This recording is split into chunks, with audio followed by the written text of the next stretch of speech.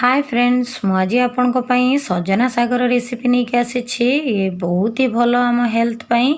तो ये अल्प किसी सजना साग नहीं यार फूल भी बहुत टेस्टी लगी थाए मु दुईटा को मिसेकी बनैबी आज। तो प्रथम चलतु साग को बाछि नवा एमती डेम्फ बाहर करी आमे पत्र यूज करवा। तो सजना साग आम देहपाई बहुत ही हेल्दी होता है। ये बहुत गुड़िए रोग को भी भल करी थाए जेमिति कि आम हाड़ स्ट्रंग करे, डायबिटीज को कंट्रोल करे। जदि आपणकर बीपी हाई किंबा लो रहुछि तो आपण एटलिस्ट सप्ताह को 3 थर निश्चय खातु सजना साग फूल आउ तार सजना छुई के भी खातु। ये बहुत ही हेल्दी होता है। तो एबे आमे देखंतु मुठी साग